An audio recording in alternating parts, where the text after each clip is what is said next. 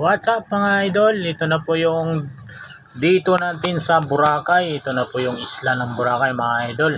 Ay, yung kasama natin bata doon na sa tabing dagat. Dahil hindi na niya mapigilan ang tuwa niya sa dagat ng Boracay mga idol. Ito nyo idol, napakalinaw yung dagat ngayon. Hindi maalon. Maraming chicks na gumagala.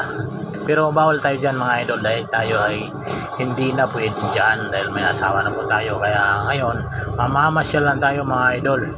Titingnan natin kung ano ang mayroon sa Boracay. No, napakaganda ng buhangin. Mga idol, pag-suportahan po ang ating vlog. Pag-subscribe po sa ating munting vlog para naman po makasuporta tayo sa ating mga local vlogger. Yan na po mga idol. Yung mga kasama natin naman bumalik. Gusto na pong maligo yan. Kaya yan, bumalik muna. Magbibihis po yun. Yan mga idol, medyo mainit yung panahon kasi tanghali po yan. Napakainit doon sa gitna. Pero pupunta tayo mamaya doon sa tabi kasi samahan natin dito. Maliligo yan. Tuwang-tuwa po yung kasama natin dyan na bata, idol. Dahil hindi lang siya tuwa, pati ako natutuwa rin dahil first time ko pumunta dyan. Napakaganda ng Boracay mga idol. Ang linaw ng tubig, ang puti ng buhangin.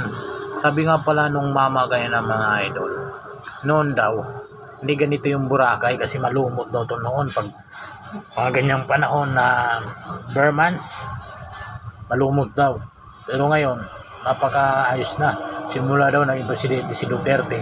Nung sinara ng 3 buwan mga idol ay 6 na buwan yung Boracay. Pagbukas ulit, ito na yung tumambad sa kanila. Napakalinis ng Boracay. Maayos na yung mga tindahan doon.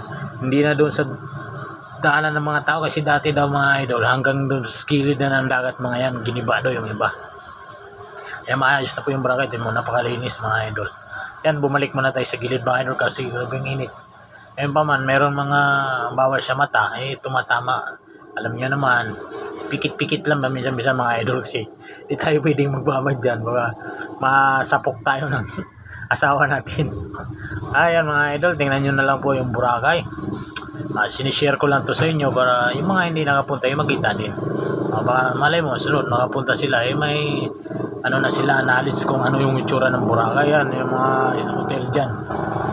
Nandito nga pala tayo ngayon mga idol sa Station 2 ng Boracay. Kasi malawak po yung Boracay. Hanggang Station 3. 1, 2, 3. Tapos sa unahan yung mga idol, doon na po yung yung resort ni Manny Pacquiao. Pero wala na po daw sila doon, sabi ng mga tao.